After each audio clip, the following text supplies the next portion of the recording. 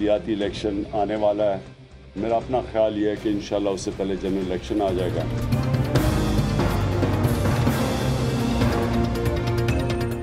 अस्सलाम वालेकुम।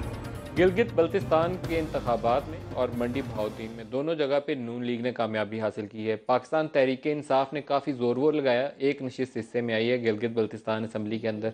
इसके साथ इमरान खान आज ये दावा कर रहे हैं, दावा उनका ये है कि बल्दियाती इंतखाबात होने से पहले पंजाब में आम इंतखाबात हो सकते हैं। ये उनकी स्टेटमेंट इस कदर फ्रीक्वेंटली पाकिस्तान में बार बार वो सामने दे रहे हैं बयान कि वो उसकी वजह हमें समझ नहीं आ रही। आज मेरे अपने चैनल से न्यूज़ डिपार्टमेंट वाले पूछ रहे थे कि इसकी तोजी क्या है, क्यों उन्हें लगता है कि 2015 में इंतखाबात होने वाले। पहले तो 2015 कहते थे, अब उन्होंने उससे एक स्टेप और आगे बढ़ा दिया। सितंबर में इंतखाबात एक्सपेक्टेड है पंजाब में, वो कहते हैं उससे पहले ही आम इंतखाबात हो सकते हैं। और बाद लोगों का ख्याल ये है कि जुडिशल कमीशन में जो फॉर्म 15 और फॉर्म 14 का डेटा है उसके मुतल्लिक इंक्वायरी जारी है, बैग खोल के फॉर्म ढूंढे जा रहे हैं। बहुत से फॉर्म क्या सराई ये है कि 30% के करीब तो दस्तयाब हैं, बाकी शायद हो ही ना। तफसीली रिपोर्ट अभी मेरे पास नहीं है, कोशिश करेंगे हमें मिल जाए। उसकी बुनियाद के ऊपर इमरान को लगता है शायद कोई ऐसी चीज़ हो जाए, शायद उनकी ख्वाहिश हो कि ऐसी कोई चीज़ हो जाए जिसकी बुनियाद के ऊपर ये इंतखाबात हो जाए। तो ये दोनों तीनों टॉपिक्स हैं और मोदी का स्टेटमेंट है, बांग्लादेश के विज़िट के ऊपर गए हुए हैं और ईस्ट पाकिस्तान को तोड़ने में, पाकिस्तान से अलहदा करने में इंडिया का जो रोल था उसको बड़ा ओपनली उन्होंने कन्फेस किया है। वहाँ पर अटल बिहारी वाजपेयी को अवार्ड मिला है और अवार्ड किस बात पे मिला है कि उन्होंने बड़ी मदद की उस वक्त। वो जो लोग वहाँ पे अलहदगी पसंद थे उनकी तरफ को इंडिया की तरफ से जो सपोर्ट मिली उसके एवज उनको अवार्ड दिया गया। तो ये आज के 2-3 टॉपिक हैं जिनको मिक्स करेंगे प्रोग्राम में। इस्लामाबाद स्टूडियोज़ में हमारे साथ हैं डॉक्टर शीरी मज़ारी तहरीक इंसाफ से और खालिद मकबूल सिद्दीकी साहब हैं MQM से। दोनों को वेरी वार्म वेलकम। सिद्दीकी साहब आपसे स्टार्ट कर लें, पहले मोदी की स्टेटमेंट पे एक कॉमेंट ले लें। मोदी का स्टेटमेंट, उसके ऊपर आपका रद्द-ए-अमल क्या है? देखिए, ये तो ना ये कोई इंकशाफ है ना कोई एतराफ़ है। ये तो एक खुली हकीकत है, एक तारीख़ी सच्चाई है। एक नंगी जारियत थी जो हुई है और पूरी दुनिया को पता है। तो आज वो जो बात कह रहे हैं वो रिपीट ही हो रही है। कोई ऐसी चीज़ नहीं थी जो पहली दफ़ा पाकिस्तान की आवाम को पता हो या दुनिया को पता हो। दुनिया को पता था कि उस वक्त भारत की ही पुष्टपनाही थी जिसकी बुनियाद पर ये इतना बड़ा सानिया हुआ था। तो मोदी उन्होंने अपने बयान में कहा, वहाँ पे ढाका में यूनिवर्सिटी से उन्होंने कहा कि एक नौजवान वॉलंटियर की हैसियत से मैं दिल्ली आया था, RSS के एक विंग के तौर पर जिन्होंने सारे वहाँ जाकर मुदाखलत की, मुक्ति बाहिनी और दूसरे लोग। उसको मोदी को एज प्राइम मिनिस्टर हम डिफरेंट माने या उसी RSS का वो सेवक माने? अभी भी वही है या कुछ और है? अगर उसके बाद आप गुजरात में जो वाक़यात हुए, फसादात हुए, उस किरदार को सामने रखते हुए तो कहें कि उसी के एवज़, उसी शिद्दत पसंदी की वजह से उनको आज वो वज़ीर आज़म है। शीरी मज़ारी साहब, आप क्या कहेंगे? देखिए, बात तो पुरानी है, लेकिन एक लीडर को खुद एडमिट करना कि उनके मुल्क ने और उनकी हुकूमत ने एक इंसर्जेंसी को और एक ब्रेक अवे मूवमेंट को, चाहे राइट्स और रॉन्ग्स हम उसके नहीं डिस्कस करें, but creation of Bangladesh after 1947 पहला वाक़या है कि एक UN के मेंबर को बाय मिलिट्री फोर्स सेपरेट किया गया, डिवाइड किया गया। अब उनकी खुद ये एडमिशन, और फिर इंटरेस्टिंग बात जो है, रोना रो रहे हैं कि देखिए हमने एड और असिस्ट किया इस ब्रेकअवे मूवमेंट को, इंसर्जेंसी को, सेपरेटिस्ट मूवमेंट को, और हमें UN सिक्योरिटी काउंसिल में सीट फिर भी ना मिली। मैं कहती हूँ अजीबो गरीब मोदी साहब की थिंकिंग है कि एक आप चीज़ करें जो कि एक्चुअली इंटरनेशनल लॉ के वायलेशन है और फिर रोएं कि हमने ये भी किया और फिर हमें सीट भी ना मिली UN सिक्योरिटी काउंसिल में अभी तक। एक ये, और फिर जिस तरीके से उन्होंने पाकिस्तान पे अल्फाज किए कि Pakistan is a constant nuisance, basically उन्होंने कहा मुसलसल दहशतगर्दी को बढ़ावा दे रहा है, ये उन्होंने कहा कि, लेकिन जो हैरानगी की बात है नदीम, मोदी से तो हम एक्सपेक्ट कर रहे हैं, जब से इनकी हुकूमत आई है आप देखें लाइन ऑफ कंट्रोल और वर्किंग बाउंड्री पे मुसलसल फायरिंग होती आती है, रुकी नहीं है। शुरू है पिछले रमज़ान से, साल होने पे आ रहा है, ये विद इंटरमिटेंटली होती चली आ रही है एग्रेशन उनकी पाकिस्तान। लेकिन और भारत पाकिस्तान, जो मुझे हैरानगी है कि सरताज अजीज ने कल कहा कि अभी हम इसको स्टडी करेंगे, स्टेटमेंट को, फिर हम जवाब देंगे। देखिए, फॉरेन ऑफिस ने स्टेटमेंट जारी की है, मतलब ये कितने दिन हो गए इसको, आज प्रोटेस्ट किया by how many days Nadeem, foreign response आना चाहिए।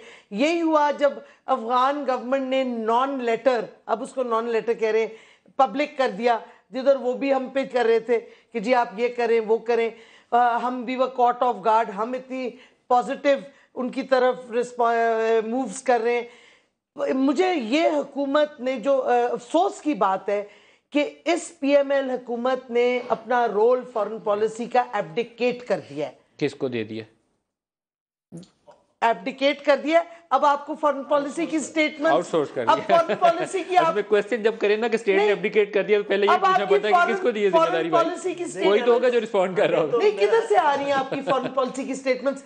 आपकी एस्टेब्लिशमेंट से आ रही है। चीफ ऑफ आर्मी स्टाफ बोल रहे हैं फॉरेन, उन्होंने श्रीलंका में भी कहा, जो कि नवाज शरीफ को ऐसी बातें करनी चाहिए। मेरे ख्याल इसमें तो कोई हमें उनकी भारत की नीयत पे तो किसी किस्म की हमें खुशफहमी का शिकार रहना नहीं चाहिए। हमें बड़ा खुला पता है कि भारत ने कभी भी पाकिस्तान को दिल से तस्लीम नहीं किया था, और ख़ुद जो भारत इस वक्त रॉ उनकी जो है जो पाकिस्तान में क्रिएट कर रही है बलूचिस्तान वगैरह में सूरत हाल को, उसको भी उनको सामने रखना चाहिए था। वो इल्ज़ाम पाकिस्तान पे दे रहे हैं। इस वक्त भारत का किरदार पाकिस्तान के हवाले से तो बहुत ही मनफी है, हमेशा रहा है, लेकिन इस वक्त उसकी शिद्दतें फिर बढ़ गई हैं। शेख वकास अकरम सर, बहुत शुक्रिया, आप भी हमारे साथ शामिल हो रहे हैं। ऑफिशियल रद्दअमल हमारा क्या होना चाहिए? मोदी साहब के आने के बाद मामला कोई अच्छे तो रहे नहीं। अभी डार साहब ने कहा था कि वो सी पैक के ऊपर पाकिस्तान के अंदर उन्होंने मुदाखलत की, उसकी मुखालफत पैदा करने के लिए। फाइनेंस मिनिस्टर का ऑन रेकर्ड स्टेटमेंट है ये कि पाकिस्तान के अंदर उन्होंने उसकी मुखालफत पैदा करने की कोशिश की। तो इससे ज़्यादा तो एक्सट्रीम नहीं हो सकती। बांग्लादेश के ऊपर आज उन्होंने क्रेडिट लिया है, अवार्ड खरीद लिया उन्होंने। हसीना वाजद और बांग्लादेशी सदर से आज अवार्ड वसूल किया है कि उन्होंने पाकिस्तान से इस पाकिस्तान को तोड़ने में मदद की उनकी। देखिए, मोदी का जो ये बयान है ये काफ़ी शर्मनाक है, और जिस बेशर्मी से बांग्लादेश में खड़े होकर उन्होंने ये बयान दिया है, जिस ढिठाई से उन्होंने अपना रोल जो है वो एक्सेप्ट किया है मुक्ति बानी के शाना बशाना, और भारतीय फ़ौज का जो रोल नहीं किया है, मैं नहीं समझता कि उसको किसी हवाले से भी उसकी एंगलिंग हम कर सकते हैं या उसके ऊपर हम सियासत कर सकते हैं। इस पे ऑलमोस्ट हम तमाम पार्टियों का हिंदुस्तान के हवाले से मौक़िफ़ एज अ पाकिस्तानी भी, या पार्टी भी 2 मिनट के लिए भूल जाए, वो बड़ा वाज़ेह है, और उस पर किसी किस्म की गलत फहमी नहीं थी, ना है, ना कभी होगी। जब ये गवर्नमेंट हुकूमत वक्त जिस वक्त आई तो मोदी की हलफ बर्दारी तकरीब में प्राइम मिनिस्टर का जाना भी एक ऐसा जेस्चर था जो हम ये समझते थे कि आज के दुनिया के हालात में अपने नेबर्स के साथ जो है वो बना के चलना पूरे खिते के हवाले से, सिर्फ पाकिस्तान के नहीं हवाले से, ऐसा खिता जिसमें अफगानिस्तान भी मौजूद है। जेस्चर पॉजिटिव था नवाज शरीफ का, हाँ, लेकिन मोदी का वहां से जॉइंट स्टेटमेंट ना देना, प्रेस टेक आउट ना करना, वो नेगेटिव था। डे वन से नेगेटिव स्टार्ट हो गया। उसमें ये चीज़ें थी, ताल्लुकात को बेहतर करने की तरफ पहला कदम। पाकिस्तान पूरी इंटरनेशनल कम्युनिटी को ये बताना चाहता था, डिप्लोमेटिक कम्युनिटी को ये बताना चाहता था कि हम जो है इन चीज़ों को बातचीत से, प्यार मोहब्बत से और भाईचारे के साथ हल करना चाहते हैं। हम एग्रेसर्स नहीं होना चाहते, हम वायलेटर्स नहीं होना चाहते। बट जो रिस्पॉन्स था मोदी का, आपके फॉरेन ऑफिस की कैपेसिटी है टू रिस्पॉन्ड बिल्कुल सच इवेंट्स। मुझे लगता है ये बात दुरुस्त कह रही है कि वो इन इवेंट्स पे बयान आदमी की क्या है, कैपेसिटी नहीं है, मैंने कहा एब्डिकेट किया है। ये तो बहुत ही देयर इज अ डिफरेंस। नहीं, मैं इस पे मैं ये जो इशू है ना, इसके ऊपर मैं किसी फुल फ्लेज फॉरेन मिनिस्टर नहीं होना चाहिए, तगड़ा बंदा है, यहाँ बैठ के मैं होना चाहिए फुल बहस नहीं करना चाहता। आप मुझ पे कहेंगे फुल फ्लेज फॉरेन मिनिस्टर होना चाहिए? हाँ, बिल्कुल होना चाहिए। पावरफुल कौन से देखें, आप कौन से पढ़े लिखे आदमी से ये सवाल करेंगे तो वो आपको आगे से कहेगा नहीं होना चाहिए, तो वो होना चाहिए बिल्कुल। मैं ये समझता हूँ कि जितना वो प्राइम मिनिस्टर का डिस्क्रेशन है, मैं समझता हूँ कि वो चीज़ों को जैसे देख रहे हैं, अगर मुझसे वो राय लेंगे तो मैं तो उनको यही कहूँगा। एक बात जो ज़रूरी है वो हमें ये समझना चाहिए कि हमारे इन पॉजिटिव जेस्चर्स के बावजूद भारत की ये हट धर्मी, ये बेशर्मी और इस तरीके से हसीना वाजिद के साथ खड़े होके ये गुफ्तगू और वो तस्वीरें एक दूसरे को देना लेना, मुझे नहीं समझता कि आजकल के दौर में, आजकल की दुनिया में ये क्या तमाशा करना चाहते हैं। पाकिस्तान के आर्मी चीफ का बयान जो है मेरे ख्याल में उससे भी वाज़ेह है, हुकूमत पाकिस्तान की जो फ़ॉरेन ऑफिस की स्टेटमेंट है उससे भी वाज़ेह है। हम ये इनको बता देना चाहते हैं, पीछे रह जाते हैं, वैसे बुरा ना मानिएगा। आर्मी चीफ कोई कराची का क्राइसिस हो या फॉरेन पॉलिसी में मैदान हो, आपका बयान बाद में आता है। आप आर्मी चीफ को और हुकूमत वक्त तो आमने सामने क्यों खड़ा करना चाहते हैं? एग्जीक्यूटिव जो है वो आपकी है। क्या आर्मी चीफ इस हुकूमत से अलग है? सर ये बयान एग्जीक्यूटिव से आते हैं। मतलब ठीक है, मैं कर रहा हूँ, मगर ये जो बार बार ये कंपैरिजन पाकिस्तानी मीडिया में आ रहा है, वो पीछे क्यों हो जाते हैं? आप वो हिस्सा है, पार्ट एंड पार्सल है, स्टेट का भी नहीं रन कर रहे, वो स्टेट का भी इंस्टीट्यूशन रन कर रहे हैं। तो जो जिस शाख के मुतलका बयान है वो शाख ने देना है, वो उन्होंने दे दिया है। फॉरेन ऑफिस का बयान भी आ गया, आर्मी चीफ का बयान भी आ गया। वन लाइनर आपसे फिर टॉपिक भी चेंज करेंगे। दो चीजें, एक तो मैं ये भी कहती जाऊं कि हिंदुस्तान और अमेरिका ने भी अभी 20 साल का एक डिफेंस पैक्ट साइन किया है, जिसमें बड़ी sensitive transfer technology, ballistic missile defence वगैरह है। हमारा उस पर भी कोई स्टेटमेंट नहीं आया डिफेंस मिनिस्टर की तरफ से या फॉरेन ऑफिस की तरफ से या प्राइम मिनिस्टर की तरफ से। यस, मिलिट्री ये अभी कपल ऑफ डेज अगो, ये अभी देखें, yes military is part of the state, not part of the government. Government आती है, जाती है, state institutions That's what I said. That's what I said. But government, the government has to give the policy statement. अगर आप खुद अपनी space abdicate करेंगे, फिर why criticize others? सिद्दीकी साहब से ही पूछते हैं। सिद्दीकी साहब, आपको कोई लगा नहीं कि आर्मी पब्लिक स्कूल का अटैक था तो उस पर भी इनिशिएटिव आर्मी चीफ के हाथ था? कराची सफूरा गोट का वाक़या था तो इनिशिएटिव आर्मी चीफ के हाथ था? फॉरेन पॉलिसी का मैदान है तो इनिशिएटिव आर्मी चीफ के हाथ में। मैं आर्मी चीफ की बुराई नहीं करना चाहता, लेकिन एग्जीक्यूटिव को भेजा इसलिए जाता है कि इस काम पे पॉलिसी स्टेटमेंट वो देगी। देखिए, वकास की ये बात तो सही है कि हमें इस हवाले से कोई कंपेरिजन नहीं रखना चाहिए, लेकिन बहरहाल ये इस लिहाज से बड़ी अच्छी बात है कि आर्मी चीफ पाकिस्तान की तमाम सूरत हाल को, जो सानियात हो रहे हैं, जो वाक़यात हो रहे हैं, जहाँ पर पाकिस्तान पे कोई ज़्यादा आ रही है, उसका फौरी रिस्पॉन्स दे रहे हैं और किसी का इंतज़ार नहीं कर रहे हैं। लेकिन हाँ, हुकूमत अगर जमहूरी हुकूमत है तो लीड उसको लेनी चाहिए। हर पॉलिसी इनिशिएटिव एग्जीक्यूटिव के हाथ में होता है। जी हाँ, इसमें बुराई नहीं है कि आर्मी चीफ दे रहे हैं, लेकिन इनिशिएटिव जिसके हाथ में होना चाहिए उसके हाथ में नहीं है। लीड, डायरेक्शन और पॉलिसी अगर आप नहीं दे रहे होंगे तो फिर कहीं और से नजर आ रही होगी। तो मेरा ख्याल है इस हवाले से थोड़ा सा दूसरा टॉपिक प्रोएक्टिव होना पड़ेगा वजीर आज़म साहब को। वो जो कहीं और से नजर आ रहे हैं उसमें और आप में और हमें कुछ नहीं है, वो भी हमारे और हमारे मुल्क के और हमारी स्टेट के मुफादात को रिप्रेजेंट देखिए, पाकिस्तान का बेस्ट इंटरेस्ट यही है कि आप दोनों में फर्क ना हो, आप दोनों यकजाई हो, नहीं हो, लेकिन आपको अपना काम करना चाहिए। हम चाहते हैं आप भी वो फर्क पैदा ना करें, आप अपना काम करिए, अपना काम छोड़ के, ठीक है, मगर वो फर्क ना पैदा करें। आप चीजों को चलने दें, आप चीजें चलनी चाहिए, लेकिन आप अपना काम करेंगे तो चलेंगे, वैसे नहीं चलेंगी। नहीं और तुसी रोज सानू आमने सामने खड़ा कर देखिए ना, इमरान खान ने आमने सामने की बात नहीं, इमरान खान ने अभी बयान दिया, आपको पता है अभी बयान दिया, उन्होंने कहा कि मुझे बल्दियाती पंजाब में बल्दियाती इंतखाबात से पहले आम इंतखाबात नजर आते हैं। मुझे नहीं समझ आई क्यों दिया, लेकिन आपके इन कामों से मुझे लगता है उन्होंने। मलिक साहब मेरी बात सुने, ऑपोजिशन के अंदर बयानात के बगैर जिंदा नहीं रहा जा सकता। इमरान खान साहब ने कौन सा नई साइंस ईजाद कर ली? सर ये लेकिन बहुत ही और कौन सा ऑपोजिशन का लीडर है जो बगैर बयानों के और बगैर सितंबर में इंतखाबात हैं, जून में वही बयान दे रहे हैं, उसकी कोई लॉजिक तो होनी चाहिए। उनकी तो अगर आपने लॉजिक देखनी है तो फिर कंटेनर के ऊपर 700 बयान दिए थे, सारे 700 साबित हो गए। गिव यू द लॉजिक, सारे बयान ठीक हो गए। लॉजिक सुन ले पहले, सारे बयान ठीक हो गए। नहीं, बयान ठीक हो नहीं, देखें आप एक assumptions करते हैं ना, यू सी थिंग्स मूविंग। अगर आप जुडिशल कमीशन में जा रहे हो रेगुलरली तो आपको देखेंगे बहुत सी चीजें, 3-4 चीजें मैं पॉइंट आउट कर दूं, वही बता रही हूँ। एक, and you have to let me speak, Najam Sethi ने स्टेटमेंट दी कि मैंने 26 अप्रैल को आखिरी कैबिनेट मीटिंग की 2013 में, उसके बाद पावर शिफ्ट हो गया मॉडल टाउन और रायवेंट, यानी कि मेरा पावर ठप हो गया। तो 2 हफ्ते पहले आपने कैसे पावर, अभी इलेक्शन हुआ नहीं था, आपने कैसे एक statement Let me finish. I'm giving you what जो कहा गया है जुडिशल कमीशन के सामने। सेकंड, एक इससे पहले शेर अफगन साहब ने जब अपना वो कल कर रहे थे, उन्होंने कहा कि इलेक्शन कमीशन के पास 12 बजे से पहले कोई रिजल्ट नहीं आया। आपको पता है मियां साहब ने अपनी तकरीर 11:30 बजे की थी डिक्लेयरिंग विक्ट्री, चाहे जिस चैनल पे भी दिखाई है। मैं I am just pointing out the inconsistencies जो निकल रही हैं। फिर आपको पता है मियां साहब ने 11:30 बजे स्टेटमेंट दिया तो क्या फर्क पड़ता है? इस पे हम पूरा प्रोग्राम कर चुके हैं। अच्छा, थर्ड फॉर्म 14-15 आपको दे रही हूं जो जुडिशल कमीशन के सामने इनकंसिस्टेंसीज, ये आपकी अभी तक वैसे ख्वाहिशात का इजहार हुआ है, सबूत नहीं है अभी। तीसरा, मिसिंग फॉर्म 15 कितने मिसिंग है? इट सीम्स के जिधर पता चल रहा है, सवाए इस्लामाबाद के इलेक्शन के, हर कंस्टिट्यूंसी में या 90% मिसिंग है फॉर्म 15। पोलिंग स्टेशन वाइज जाता है ना, या कुछ और है।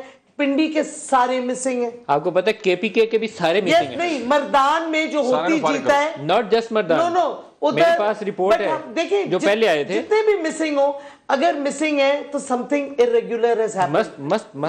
अच्छा, स्पेशली इसको देखिए, फॉर्म 15 पहले सिद्दीकी साहब बोलेंगे। फॉर्म 15 होता क्या है? Count of the ballot papers. वो ठीक है, नहीं, बट लेट मी फिनिश। इसको आप लिंक करें, जो ये एक और चीज भी जो वाजे हो गई है बड़ी कैटेगोरिक। इस पे ऑर्डर कब आएगा वैसे फॉर्म 15 के ऊपर? सुप्रीम कोर्ट ने तो इलेक्शन कमीशन को कल की डेडलाइन दी ना। ईसीपी ने कहा है कि अब हम आप कुछ रह गए वो भी अभी बताएंगे। ईसीपी डिले करिए, एक मुझे और करने दे। बैलेट पेपर्स एक्स्ट्रा भी स्टैब्लिश हो गए, प्रिंट हुए। और जो इंटरेस्टिंग बात उधर है कि कम से कम एक हल्के में NA 125 में उन्होंने कहा higher than normal 30% extra ballots गए थे। अब तो ये रिकॉर्ड पे आ गई ना चीजें, इसलिए बोलने में तो इस वास्ते मैं सिर्फ फैक्ट्स बता रही हूं। एक तो इमरान खान साहब ने जो बात कही है ना, मेरा ख्याल है होना तो ये चाहिए कि बल्दियाती इलेक्शन जो लोकल गवर्नमेंट है, बेसिक इलेक्शन है, अगर वो हो रहे हो तो आम इंतखाबात डिले हो जाए। लेकिन अब वक्त आ गया है कि जमहूरी हुकूमतें अपने ऊपर से ये तोहमत उतार फेंकें कि उनके दौर में कभी बुनियादी जमहूरियत नहीं होती है, बेसिक डेमोक्रेसी नहीं होती है, और वो हमेशा मार्शल लॉ के दौर में आती है। पाकिस्तान के लिए सबसे बड़ा ज़रूरी मैं समझता हूँ तमाम जमातों को अब ये कानून साजी करनी चाहिए, जब तक लोकल गवर्नमेंट ना हो पाकिस्तान में बाकी गवर्नमेंट का क़याम मुमकिन ना हो। वैसे लोकल गवर्नमेंट मस्ट है, इसकी कानून साजी होनी चाहिए। और लेकिन ये खान साहब जो रोजाना 2015 के इंतखाबात की कहानी सुना रहे हैं, उसकी कोई लॉजिक, एक तो इन्होंने दे दी जुडिशियल कमीशन में कुछ हो रहा है, इसके अलावा कुछ है। आगे बाद में आता हूं, पहले किसी वादे किसी इशारे की बुनियाद ना हो। नहीं, मेरा देखिए, अरे किसी वादे किसी इशारे की बुनियाद, मेरा ख्याल है वो पहले भी गलत इशारे लेते रहे, वो अंपायर की उंगली। सर वो मेरे जवाब की बारी है, और मुझे क्योंकि गुफ्तगू बहुत हुई, मैं एक एक पॉइंट को उसका जवाब जरूर। नजम सेठी ने बयान दिया, उसको आप मेंशन न करें नजम सेठी के बयान को। नजम सेठी के पंक्चर्स के हवाले से आपने कोई जिक्र नहीं किया, जिसका आप बयान दे दे के आप थक गए, मगर जिस वक्त आप जुडिशल कमीशन के सामने पेश हुए वो हर चीज़ मम हो गई।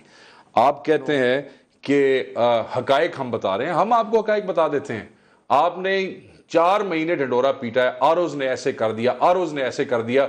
जिस वक्त जुडिशल कमीशन के जज ने आपको कहा कि बुलाया मारूज को ताकि दूध का दूध पानी का पानी हो जाए, तो जनाब के वजीर ने कहा नहीं, आरोज को आप ना बुलाएं, बुला लिया, कल आ रहे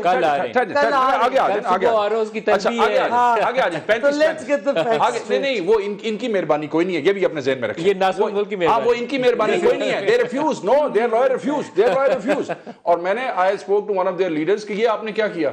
वो यार फिर उन जज्जा को बुलाइए तो मुनासिब नहीं लगता। हाँ, जजों को जलील करना मुनासिब लगता है, मगर उनको बुलाना मुनासिब नहीं लगता है। आगे आगे सर, आगे आगे वाले जो आरो है ना, अयाज सादिक वाले, वो भी आना चाहते हैं, उनको भी बुलाइए। मलिक साहब मुझे उनको भी बुलाइए। देखिए आप जहाँ ये फंसते हैं, हमें ही बोलने का टाइम देना। पकड़िए आगे जी नजम सेठी, वो नजम सेठी को आप छोड़ दें। नजम सेठी के पंक्चर्स के हवाले से जो इनकी पार्टी एक लीडर ने एक्सप्लेनेशन दी, किधर है वो जो आपने एक्सप्लेनेशन दी वो आपने सुनी? इनके एक लीडर ने यहाँ चंद दिन पहले कहा कि हमें एक अमरीकी ने बताया कि वो कोई टेलीफोन टेप कर रहे थे, ठीक है जी, और वो उन टेलीफोन्स और उन टेप्स और उन ईमेल्स के दरमियान हमें पता लगा, नाम ले दीजिएगा, ये मेरा नईमुल हक की स्टेटमेंट है, वो बड़े करीबी है ना जी। अच्छा, जिसकी भी इनकी पार्टी की तरफ से आई है जी, नाम आपका मैंने ले दिया।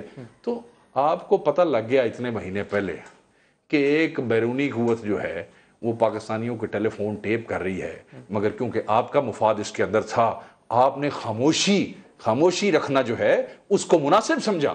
आपने ये नहीं कहा कि फलाना मुल्क मुदाखलत ना करे, फलाना इदारा मुदाखलत ना करे। आपको ये पता लग गया कि इतने लोगों के फोन टेप बाहर वाले लोग कर रहे हैं, मगर क्योंकि आपकी अपनी कश्ती चल रही थी तो आपने कहा ये नेशनल सिक्योरिटी के हवाले से आपका मुझे आप जवाब दे लेते। उसके बाद आपने कहा 12 बजे की तकरीर हो, यार आप छोड़ दें इस 12 बजे की तकरीर को। मैं 4 प्रोग्राम कर चुका हूँ इसके ऊपर, एक आपके साथ यहाँ बैठ के किया था। आप मियाँ साहब की तकरीर निकाल रहे हैं, किसी ज़ी शऊर आदमी को बिठा लें। अगर उस तकरीर में से कहीं ये तासुर आपको आता है कि हमने अपनी विक्ट्री डिक्लेयर की, उन्होंने कहा नहीं कर दी थी। यार मलिक साहब आप कैसी बात कर रहे हैं? हम क्यों नहीं कहेंगे अपने वर्कर को कि इंशाल्लाह आज जीत आपकी होगी? क्यों नहीं कहेंगे? क्या इमरान खान नहीं अपने जलसों में कहते रहे कि फतह आपकी होगी? नो, सॉरी 12 बजे की स्टेटमेंट को मलिक साहब लैंडस्लाइड विक्ट्री लैंडस्लाइड विक्ट्री होगी। फिर हम भी कह लें कि इमरान खान की भी कोई कहानी तय हो गई थी किसी के साथ, क्या बात कर रहे हैं आप? इन लोगों को अभी पॉलिटिकल इंटरप्रिटेशंस पे काम करना पड़ेगा, ऐसे बात नहीं होती। 12 बजे के बयान को संजीदगी से नहीं लेना चाहिए। टाइम ऐसा गलत मलिक साहब, आप और हम इस पे एक प्रोग्राम कर चुके हैं, ये इन्होंने गलत बात की है क्योंकि उससे कोई तासुर कोई नहीं आता। वैसे इनकी सफाई होगी गिलगित बल्तिस्तान से, एक सीट मिली है इन्हें जितने सफाई के अलावा उसको आप छोड़ दें मलिक साहब, सफाई के अलावा उसको छोड़ दें। मलिक साहब अपडेटेड रिजल्ट्स आ रहे थे, गिलगित बल्तिस्तान में बंदे कितने मरे हैं? 3 हो गए। मलिक साहब कितने बंदे मरे गिलगित बल्तिस्तान में? कितने मरे आप बताएं, मुझे क्या पता। आप कोई नहीं बंदा मरा ना। ये मरने मारने वाला काम आपका नहीं, मैं इसलिए आपको बता रहा हूं, आपको पता कि एक तरफ केपीके में इलेक्शन हुआ, एक तरफ केपीके में इलेक्शन हुआ, एक तरफ गिलगित बल्तिस्तान में इलेक्शन हुआ, वहां भी देख लें कैसे हुआ, वहां भी देख लें कैसे हुआ। मैं प्रोग्राम कर रहा था केपीके में जिस दिन इलेक्शन हुआ तो मैंने किलिंग का जिक्र किया, तो इनके एक लीडर ने मैसेज किया, उन्होंने कहा बाकी आपने बता दिया, ये नहीं बताया उसमें से 4 नून वालों ने मारे। तो मैं एक ब्रेक ले लूं, ब्रेक से वापसी पे ब्रेक ले ले, हमारे साथ रहिएगा।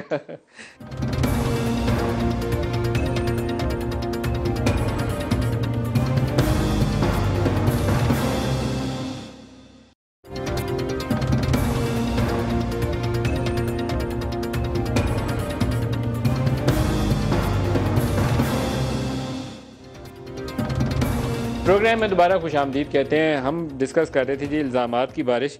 इन्होंने एक ब्रेक में पॉइंट रेज किया, उन्होंने कहा कि आपने पहले रिस्पॉन्ड करना। इन्होंने 35 पंचायत की बात की थी, आप बात सुने ना कि आपने रेज नहीं किया।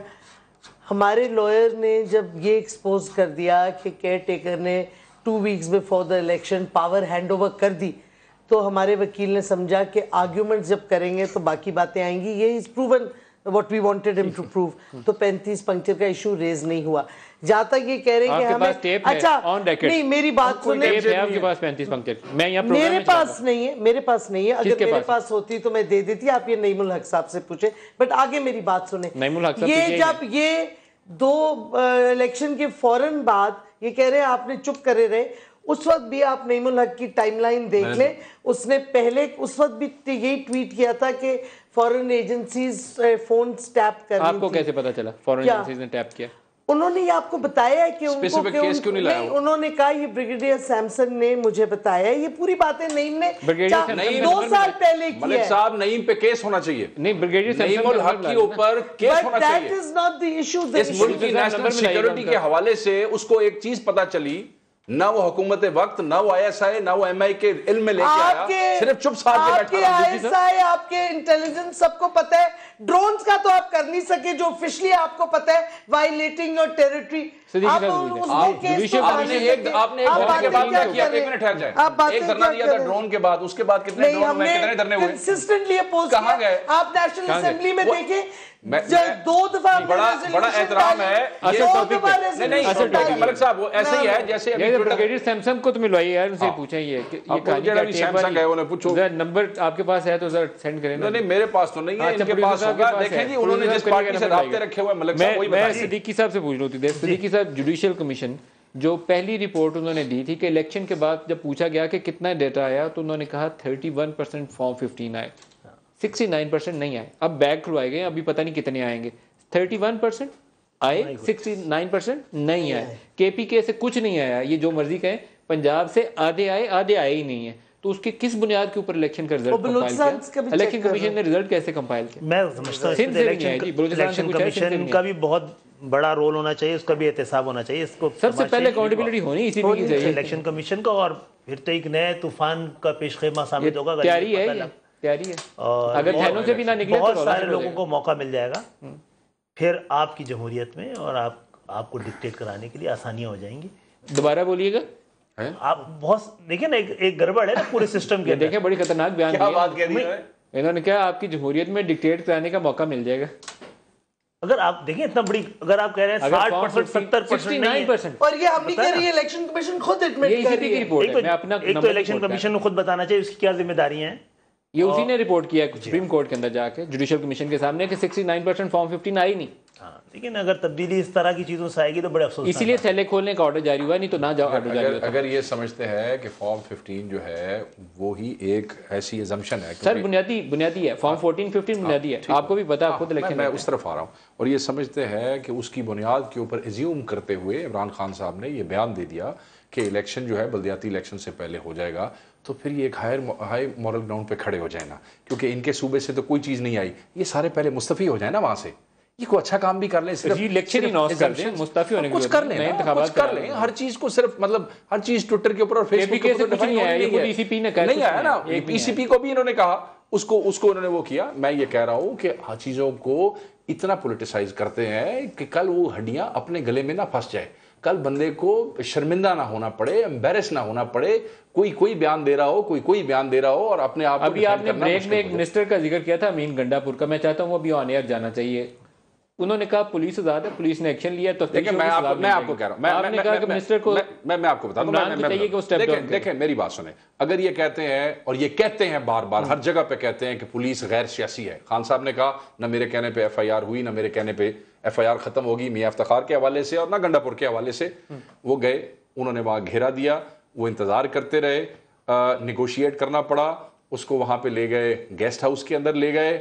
उसके बाद जो रिपोर्ट पुलिस ने लिखी उसमें उन्होंने लिखा कि ही वाज ड्रंक, उसके अंदर पुलिस ने लिखा कि he force his way into women polling station, उसके अंदर लिखा कि फिर वो सारी चीजें, अच्छा हथकड़ियां डाल, आगे आ जाते हैं, ये सारा कुछ हो गया। अब खान साहब अपनी पुलिस पे इतना एतराते हैं, उनके लोग उस पर फख्र करते हैं, अच्छी बात है, अगर फख्र करते हैं एतराते हैं तो फिर पुलिस की बात माने, फिर इंक्वायरी पे मत जाए। वहां कमेंट किया कि हमने तो मिनिस्टर को हथकड़ी लगवाई थी, आपने राना सनाउल्लाह को मिनिस्टर बना दिया, ये इन्होंने कमेंट किया, ये भी मैं चाहता हूं इसका भी जवाब दें। देखें मैं राना सनाउल्लाह को बैठ के यहाँ डिफेंड नहीं करूंगा, मैं अगर कोई मिनिस्टर KPK का गलत काम करता है तो वो भी गलत है, अगर कोई पंजाब का काम करता है तो वो भी गलत है। मलिक आप कुछ कहना चाहते हैं? नहीं, बिल्कुल सही कह रहे हैं। और अब देखें केस है उसके उन्होंने खिलाफ, तो कहा मैं डिफेंड ही नहीं करता, कहानी में अगर केस है उनके खिलाफ he should be tried for that case. बल्कि हमारे कई और मिनिस्टर्स के फैमिली मेंबर्स भी अरेस्ट हुए हुए, एक मिनिस्टर का मुझे उसका नाम याद नहीं, उसके वालिद साहब अरेस्ट हुए हुए। हमने तो कई ऐसे लोगों को अरेस्ट किया है जिनके खिलाफ सस्पेशंस हैं या FIR है। सर लेकिन सिद्दीकी साहब तगड़े लोगों की अकाउंटेबिलिटी, हमारी प्रॉब्लम ये देखिए पुलिस का फर्क क्या है। पुलिस KPK के अपने शहरियों को गोलियां से नहीं मारती, ये क्या कर रहे हैं आप देखें पंजाब में हो क्या रहा है, पिंडी में अब वो गायब हो गए, 2 लड़के मारे गए, क्या? क्योंकि उन्होंने या सुना नहीं होगा, इशारा नहीं देखा होगा, मोटर बाइक पे जा रहे, you shoot them at point blank range. Daska में क्या हुआ? I mean, हद है। पुलिस का आपने किलर्स बना दिया है पंजाब में। इन्होंने कहा कि इन्होंने जो अभी बात की ना, डस्का का जिक्र किया, वो किया, मैं उसको अच्छी इज्जत वाली बात ये होती है कि आप अपने किसी गलत काम को या अपने सर किसी बंदे ने सुझाव तो दिया ना, किसी को डिफेंड नहीं करते।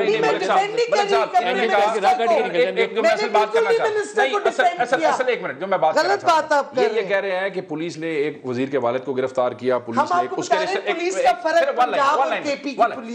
रिश्तेदार को किया, मजे की बात तो फिर बड़ी हो गई। यानी कि पुलिस में तो तब्दीली आ गई, मगर जो तब्दीली लाना चाहते हैं उनमें तब्दीली कोई नहीं आई। उनके बाप आज भी गिरफ्तार हो रहे हैं, उनके भाई आज भी गिरफ्तार हो रहे हैं। जिन्होंने तब्दीली लानी है पहले उन्हादे होते काम करो, पुलिस से बाद काम करो। अकॉर्डिंग टू द लॉ जा रहे हैं ना, अगर गलत काम किया पुलिस अरेस्ट करी, चीफ मिनिस्टर रिलीज तो नहीं कर पा रहा। पुलिस को अपनी मर्जी से, लेकिन पंजाब का हाल देखिए क्या है, शहरी सेफ नहीं है, सिक्योर नहीं, क्योंकि वो पुलिस जिसने उनको प्रोटेक्ट करना है वो गोलियां मार रही है। से कमेंट तो लेना, राना सनाउल्लाह देखिए जी, इमरान खान साहब तो पंजाब की पुलिस को और अमीन गंडापुर 2 केसेस सामने रख लें और दोनों पे राय दे दे, मुझे क्या तगड़े लोगों की अकाउंटेबिलिटी होनी चाहिए कि नहीं? 100% होनी चाहिए। देखिए अगर यही माशरा रहा तो फिर जंगल का कानून यहाँ पर फिर होगा। जब हम पुलिस को आज अपनी मर्जी के लिए इस्तेमाल करेंगे तो कल पुलिस किसी और की मर्जी से फिर हमारे खिलाफ भी वो करेगी, और यही पाकिस्तान में होता रहा है। आप जिनका काम कानून नाफिज करना है, अगर आप उनको कानून तोड़ने की खुली छूट देंगे तो फिर पाकिस्तान जिस तरह चल रहा है उस तरह भी नहीं चल पाएगा। अगर ये हरकतें हम करेंगे तो अभी आपका वो पहले वाला फिक्रा बड़े खतरनाक है, अभी अटक गया मैं उसके ऊपर। आपने कहा फिर जमहूरियत में डिक्टेट कराने की काफ़ी गुंजाइश पैदा हो जाएगी, इन हरकतों से भी पैदा हो जाएगी। जी बिल्कुल हो जाएगी, और हो रही है ना। देखिए बहुत से लोग तो चाहते होंगे इसी तरह चलते रहे, ताकि जमहूरियत जितनी लंगड़ी लूली है उसमें कुछ लोग तो सर्वाइव कर रहे हैं। आप बताएं ना कराची में कितने पुलिस ऑफिसर्स मारे जा, आज भी DSP को मारा गया। पुलिस वाले को मार दिया, यहाँ पुलिस वाले मार रहे हैं, वहाँ पुलिस वाले मारे जा रहे हैं। वहाँ पुलिस वाले मार भी रहे हैं और मर भी रहे हैं। आज भी बेचारा वो डीएसपी मारा गया। एक ब्रेक ले लें जी, ब्रेक से वापस आते हैं तो और बात करते हैं, हमारे साथ रहिए।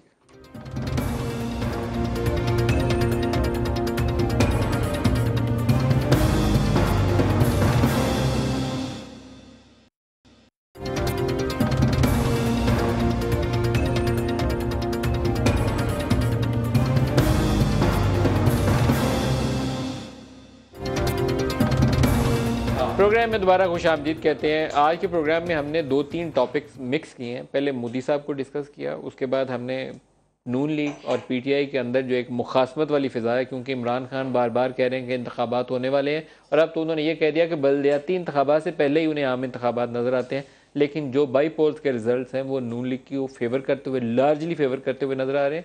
ये जो अभी रिसेंटली कल वाला कंक्लूजन है वो तो एटलीस्ट यही लगता है कि नून लीग का ग्राफ नीचे नहीं है अभी। लेकिन आप दोनों ने जुडिशल कमीशन के हवाले से जो बातें की, मैं चाहता हूँ यहाँ पे सिद्दीकी साहब से भी राय ले लें। जुडिशल कमीशन का जो मैंडेट है, क्या फॉर्म 14-15 अगर एब्सेंट नज़र आए, गायब नज़र आए, इलेक्शन कमीशन इनकॉम्पिटेंट नज़र आए कि हमारे पास रिकॉर्ड ही नहीं है, तो फिर क्या करेगा कमीशन? देखिए, एक तो इलेक्शन कमीशन से पूछना चाहिए कि उसकी अपनी जिम्मेदारियाँ क्या है। वो सिर्फ ऐलान करके फारिग नहीं हो सकता कि वो क्यों गायब है, 15 ये फॉर्म 15 गायब क्यों है, और गायब है अगर नहीं है वाकई गायब है। उन्होंने रिपोर्ट किया है कि 31% आए थे फॉर्म 15, 69% नहीं आए। कमीशन ने कहा थैले खोलो, थैले खोलने हैं तो अभी तक की रिपोर्ट ये है कि सैलों से भी नहीं मिल रहे। देखिए, फॉर्म 14 और फॉर्म 15 ये रिजल्ट्स को की यही बुनियाद 2 फॉर्म्स है ना। अगर ये नहीं होंगे तो फिर क्या होगा? एक नया बहरान हमारे सामने होगा। बहरान है और मकबूल भाई वो जिम्मेदारी उम्मीदवारों की नहीं थी, वो इन्हीं की थी जिम्मेदारी, to protect them and to तो फिर इमरान खान तो वो जो कह रहे हैं वो उसका मतलब है वो आपने कहा वो डिक्टेशन की काफी गुंजाइश मौजूद है। मेरे फॉर्म 15 गायब हो जाए हैदराबाद से तो मेरे तो कोई कसूर नहीं है ना, मुझे तो पता भी। ये मैं बात कर रहा हूँ, ये मैं बात मेरे पास फॉर्म 14 है, वो मैं दिखा दूंगा भाई। भाई उस आरोप है जिसकी कस्टडी में पड़े हुए थे मलिक साहब। नदीम बात सुने, पकड़े जिनका इतराज है। अब तो एविडेंस भी ये देखिए, ये जो जुडिशल कमीशन है ये इन्वेस्टिगेटिव कमीशन है। हमने उनको एड और असिस्ट किया, काफ़ी पार्टीज ने, हमने सबसे ज़्यादा विटनेसेस बुलाए, ये वो। इनका अब काम है कि जितना डेटा और एविडेंस आया है इनको इन्वेस्टिगेट करना होगा और देखना होगा किधर रिस्पॉन्सिबिलिटी। अगर फॉर्म 15 नहीं है, कैसे नहीं आई, क्यों नहीं आई, इलेक्शन कमीशन ने क्यों नहीं किए, आपको ब्लेम आप इमरान खान को लाने वाले थे विटनेस बॉक्स में, लाएंगे? नहीं, मेरे ख्याल में आज उन्होंने डिसाइड किया कि नहीं आएंगे। अभी तो फॉर्म पे देखिए, इलेक्शन कमीशन पिछले हफ्ते से ये फॉर्म 15 की क्या उसको कहते हैं हाइड एंड सीक खेल रही है कि जी आ जा रहे हैं, कल आ रहे हैं, आ जा रहे हैं, आज फिर कल डेडलाइन थी जो कल गुजर गई, फिर नहीं आए। मतलब है एट सम स्टेज कमीशन ने इन्वेस्टिगेट करना होगा and they will have to attribute blame, किसका कौन कसूरवार है, रिस्पांसिबिलिटी फिक्स करें, सजा भी देनी पड़ेगी। जब तक आप सजा नहीं देंगे ये इलेक्शन कभी साफ और शफाफ जेन्युइन जमहूरियत के लिए बड़ा जरूरी है कि जिस वक्त जो चीजें सामने आ रही हैं, ये जमातें जो इस वक्त ऐवान में मौजूद है ना, यही मिलकर किसी और को मौका दिए बगैर इन सब चीज़ों को रेक्टिफाई कर लें। कोई एक ऐसा इलेक्शन जो ना मैं जीतना चाहता हूँ ना ये जीतना चाहे, अवाम जीते, जो जेन्युइन इलेक्शन है, उसके बगैर पाकिस्तान आगे नहीं बढ़ता। आपको लगता है कि ऐसा काम हुकूमत या आपकी जुडिशल कमीशन से ऐसे ऑर्डर के नतीजे में हो जाएगा? क्योंकि अभी तक तो मुझे लगता है कि सिर्फ ये एक दूसरे पे इल्ज़ाम तराशियाँ कर रहे हैं। नहीं, ऐसी कोई उम्मीद नहीं है, लेकिन करना पड़ेगा। अगर आपको चाहते हैं कि जमहूरियत चलती रहे पाकिस्तान में, तो कुछ चीज़ें तो आपको करनी पड़ेगी। एक तो ये कि जमहूरियत के नारे नहीं, ये भी देखना है कि जमहूरियत के सम्राट आम पाकिस्तानियों तक पहुंच रहे हैं या नहीं पहुंच रहे, इस तसलसल से फायदा हो रहा है। जुडिशल कमीशन बहुत इंपावर्ड है। और दूसरा है जुडिशल इलेक्शन कमीशन का करेगा क्या ये, क्योंकि आपने उसको सिविल क्रिमिनल प्रोसीडिंग दोनों के इख्तियारात दिए हुए हैं। अगर फॉर्म 14-15 गायब है जो आप कहते हैं बुनियाद बनाता है इलेक्शन रिजल्ट्स की, तो जुडिशल कमीशन से आप ऑर्डर किस किस्म का कॉन्ट्रवेंशन है कॉन्स्टिट्यूशन का, फिर वो आर्टिकल पढ़े ना आप कॉन्स्टिट्यूशन का। पहले सिद्दीकी साहब, ये इंतखाबात तो वो हो जाएंगे, कंट्रोवर्शियल हो जाएंगे, लेकिन उससे पहले देखनी जिम्मेदारी किसकी है, उम्मीदवार की है। अगर नीचे से किसी ने ये बाकायदा प्लानिंग करके हुकूमतों की जिम्मेदारी है तो फिर तो होने देखिए, accountability of election commission of Pakistan and ROs is must. आपको ये करना चाहिए, खुद हुकूमत को कर देना चाहिए। देखें, अकाउंटेबिलिटी ऑफ आरओज जिन्होंने गलत किया है, ठीक नहीं किया, चाहे वो ज्यादती, क्योंकि ट्रिब्यूनल के अंदर दरखास्तें नून वालों की भी मौजूद थी, पीटीआई की भी मौजूद थी, पीपल्स पार्टी, शायद एमकेएम को भी वो मेरे इल्म में नहीं है। हर पार्टी के कुछ ना कुछ लोग थे जो जिन्होंने ये फील किया कि उनके साथ ज्यादती हुई है। सो ट्रिब्यूनल्स में भी नीचे आरओ 21 पार्टी, ठीक है जी, ठीक हो गया जी। तो अकाउंटेबिलिटी तो बहुत ज़रूरी है, और उनकी अकाउंटेबिलिटी जो है वो हम एज अ पॉलिटिकल पार्टी नहीं कर सकते। एक जज की जो रिटर्निंग ऑफिसर है, एक ट्रिब्यूनल के जज की जो रिटायर्ड जब आरओ लगाते हैं तो इलेक्शन कमीशन का काम इलेक्शन कमीशन ऑफ पाकिस्तान उसको अकाउंटेबिलिटी करनी चाहिए, उसकी अकाउंटेबिलिटी वो भी, ये जुडिशल कमीशन के पास तमाम जो बीमारियां हैं उनका इलाज भी है। इस जुडिशल कमीशन के पास तमाम सवालों के जवाब भी निकालने की क़ुव्वत ताकत अवाम ने, कौम ने और तमाम पॉलिटिकल पार्टी ने दी है। देखिए, अब इलेक्शन की बात की मकबूल भाई ने, वो मलिक साहब ऐसे है कि वो तो हम कह चुके हैं हुकूमत वक्त, क्योंकि ये सारा वावेला हुकूमत वक्त के ख़िलाफ़ था कि अगर सिस्टमेटिक रिगिंग के हवाले से कोई फ़ैसला जुडिशल कमीशन दे देता है तो हम स्टेप डाउन कर जाएंगे। हम उस हवाले तक तो बिल्कुल अखलाकी तौर पे भी इस बात के पाबंद हैं। उसका फिर ऑब्वियसली अगर हम स्टेप डाउन करेंगे, खुदा ना खास्ता अगर इस किस्म को कोई फैसला आता है तो फिर इलेक्शन ही होगा। फिर उसमें किसी नए अनट्रेडिशनल किस्म की कहानी मत आप सोचें। फिर वो जो एक टिपिकल सिलसिला है उसके हवाले से ही चीज़ें आगे जाएंगी। कोई out of the box solution नहीं है। ये चीज़ें वो हैं जो ब्लैक एंड वाइट के अंदर हैं, इसमें कोई ग्रे एरियाज कोई नहीं है। अगर इस किस्म की आपको लगता है कि ऐसी कोई सूरत होने वाली? देखिए, मैं आपको बताता हूँ, मैं ये समझता हूँ कि अभी तक कोई ऐसी सब्सटेंशियल चीज़, ये मेरा पॉइंट ऑफ व्यू है, श्री बीबी मेरे से इस पर नाराज़ ना हो, मैं ये समझता हूँ कि अभी कोई ऐसी सब्सटेंशियल चीज़, देखिए मलिक साहब, जुडिशल कमीशन में चीज़ें लीगल हवाले से देखी जाती हैं। इन्होंने कहा जी हमने इमरान खान साहब को पेश करना है, जज साहब ने कहा जी उसकी जस्टिफिकेशन क्या है, पहले आप हमें ये बताएं कि आप खान साहब ने सुप्रीम कोर्ट का ऑर्डर है कि पूरे इलेक्शन को नल एंड वाइड वो करार नहीं दे सकते। ये जजमेंट आपके सामने होनी चाहिए। ठीक है, ये हो गया सामने, तो आइडेंटिफाई करेंगे पूरे इलेक्शन को। इसलिए इसमें से रिफॉर्म्स तो निकलनी चाहिए, रिफॉर्म्स तो निकलेगी, मगर क्योंकि सब्सटेंशियल चीज़ें मेरे देखने में ज़ाती तौर पर मेरे से कोई लड़े नहीं, सामने नहीं आई, नल एंड वाइड हुआ ना, तो फिर फॉर इलेक्शन शायद ना हो पाए। मॉरल क्या होगा? फिर लोग बोलेंगे कि इसको पहले रेक्टिफाई करो। अब रेक्टिफाई करने में कितना टाइम लगेगा? किसको बोलेंगे सर? ये बड़ी खतरनाक बातें कर रहे हैं। नहीं, खतरनाक बातें मैं आपको ना मलिक साहब, कोई खतरनाक मलिक साहब नहीं, देखें इस मुल्क में कौन सी चीज है जो कैसे होगी, तरीकेकार बताएं। ये कहते थे, इशारा किया, ये कहते थे, इमरान खान कहता है जी ये नवाज शरीफ गवर्नमेंट चली जाएगी, हम कहते थे कैसे जाएगी, किसी के पास जवाब नहीं था। आज भी हम कहते हैं जवाब नहीं है, नहीं है ना, तो फिर कुछ नहीं है। अगर देखिए, हम प्रिज्यूम नहीं कर सकते क्योंकि जुडिशल कमीशन ने इन्वेस्टिगेट करना है और अपनी फाइंडिंग्स देंगे। हाँ, ठीक बात, ये बात तो आई थिंक हमें उस पे नहीं करना चाहिए। अगर फॉर्म 15 नहीं होता तो फिर क्या करेंगे आप? सिर्फ मैं ये कहना चाहती हूँ, हमने कहा जो भी फैसला आएगा हम एक्सेप्ट करेंगे। अगर फॉर्म 15 नहीं है तो आपका रद्द-ए-अमल क्या होगा? नहीं, हमारा रद्द-ए-अमल नहीं होगा, जुडिशल कमीशन ने करना है रद्द-ए-अमल, हमने थोड़ी डिसीजन लेनी है। तो खान साहब तो इलेक्शन का पहले नहीं, मेरी बात सुने, हम अजम्पशन ले रहे हैं कि जो चीजें अभी निकल रही हैं उसमें इतनी गलतियां हैं, उसमें इतनी मैल एडमिनिस्ट्रेशन है, हम कहते हैं रिगिंग है, कि कहीं ना कहीं सिस्टमैटिक हुई है।